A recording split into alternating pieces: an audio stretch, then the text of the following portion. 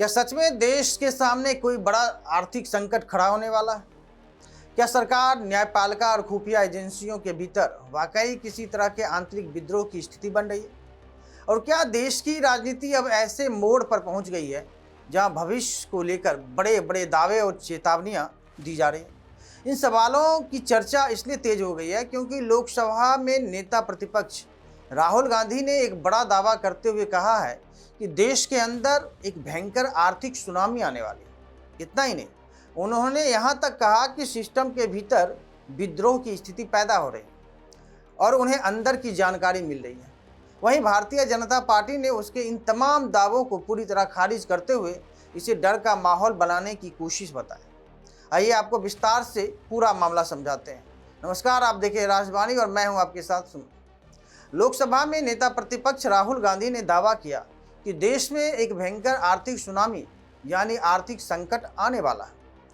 उनका कहना है कि सरकार ने आम जनता को अंतर्राष्ट्रीय अर्थव्यवस्था के झटकों से बचाने वाले सुरक्षा तंत्र या शॉक ऑब्जर्वर को कमजोर कर दिया है, जिसके कारण भविष्य में देश को एक ऐसे आर्थिक संकट का सामना करना पड़ सकता है जैसा लोगों ने अपने जीवन में पहले कभी नहीं देखा हो। दिल्ली में आयोजित आवासीय कांग्रेस के कार्यक्रम को संबोधित करते हुए राहुल गांधी ने कहा कि अंतर्राष्ट्रीय स्तर पर आर्थिक दबाव लगातार बढ़ रहा है और भारत भी इससे अछूता नहीं रहेगा।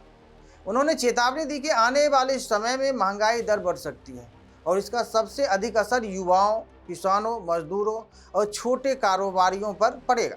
राहुल गांधी ने अपने संबोधन में केवल आर्थिक संकट की बात नहीं की, बल्कि राजनीतिक परिस्थितियों को लेकर भी एक बड़ा दावा किया। उन्होंने कहा कि सिस्टम के भीतर असंतोष बढ़ रहा है और लोगों का दबाव लगातार बढ़ता जा रहा है। उनके अनुसार हालात ऐसे बन रहे हैं कि अगले 1 वर्ष के भीतर वर्तमान सत्ता व्यवस्था के सामने एक नई चुनौती खड़ी हो सकती है। राहुल गांधी के इस बयानों के बाद राजनीतिक गलियारों में हलचल तेज होना लाजमी था और भारतीय जनता पार्टी की ओर से भी तत्काल प्रतिक्रियाएं सामने आना भी लाजमी था। इसलिए बीजेपी नेता अमित मालवीय ने राहुल गांधी के दावे को सिरे से खारिज करते हुए कहा कि कांग्रेस नेता देश में भय और भ्रम का माहौल बनाने की कोशिश कर रहे हैं।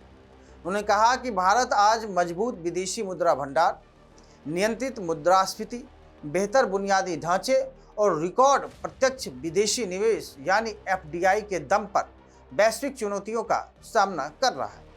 अमित मालवीय का कहना है कि अंतर्राष्ट्रीय परिस्थितियां चुनौतीपूर्ण जरूर हैं, लेकिन भारत की आर्थिक स्थिति मजबूत बनी हुई है और ऐसे में आर्थिक सुनामी जैसी बातों का कोई आधार दिखाई नहीं देता। उधर बीजेपी सांसद रवि किशन ने भी राहुल गांधी पर निशाना साधते हुए कहा कि कांग्रेस को चिंता करने की जरूरत नहीं है, क्योंकि कांग्रेस 2047 के बाद भी भारतीय जनता पार्टी सत्ता में दिखाई देगी। उन्हें राहुल गांधी के दावे को राजनीतिक बयानबाजी करार दिया। अब ये तो राहुल गांधी के अपने विचार थे और बीजेपी का कांग्रेस पर पलटवार था, लेकिन सवाल उठता है कि क्या सच में ऐसी स्थिति है? क्या सच में देश उस हालात की ओर बढ़ रहा है जिसका दावा राहुल गांधी कर रहे हैं? तो सबसे पहले आते हैं आर्थिक सुनामी वाले दावे पर। जिस तरह से राहुल गांधी ने देश में बड़े आर्थिक संकट की आशंका जताई है, वैसी स्थिति फिलहाल जमीन पर बनती हुई दिखाई नहीं दे रही है। हाँ, यह जरूर है कि महंगाई कुछ क्षेत्रों में बढ़ी है और आम आदमी को कई मोर्चों पर दबाव महसूस हो रहा है, लेकिन यह केवल भारत तक सीमित स्थिति नहीं है।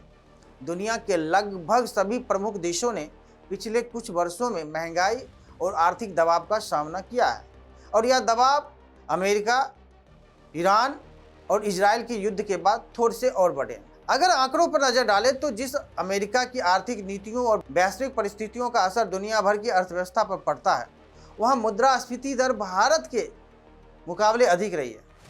अमेरिका में महंगाई दर लगभग 3.8% बताई जा रही है, जबकि भारत में करीब 3.4% के आसपास है। ऐसे में मौजूदा आर्थिक संकेतकों को देखते हुए दूर दूर तक वैसी स्थिति बनती हुई नज़र फिलहाल नहीं आ रही है, जैसी तस्वीरें राहुल गांधी अपने भाषण में पेश कर रहे हैं। अब दूसरे सवाल पर आते हैं। राहुल गांधी का दूसरा दावा है कि सिस्टम के भीतर विद्रोह बढ़ रहा है और सरकार पर दबाव लगातार बढ़ रहा है।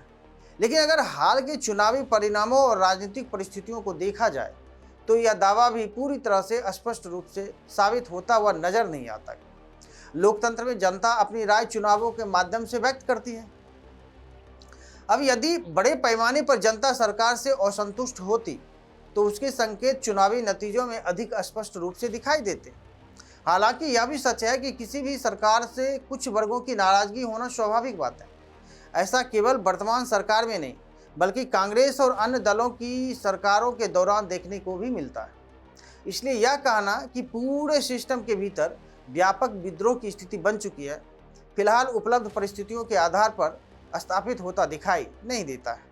हाँ, राजनीतिक मतभेद, वैचारिक संघर्ष और विरोध की आवाज़ें लोकतंत्र का हिस्सा है और आगे भी जारी रहेंगी। अब सबसे अंतिम और महत्वपूर्ण प्रश्न पर आते हैं। राहुल गांधी ने दावा किया कि सरकार, न्यायपालिका और खुफिया एजेंसियों के भीतर विद्रोह की स्थिति है और उन्हें अंदर की जानकारी मिल रही है। अब ऐसे में स्वाभाविक रूप से यह सवाल उठता है कि आखिर वह कौन लोग हैं जो राहुल गांधी को इस तरह की अंदरूनी जानकारी दे रहे हैं।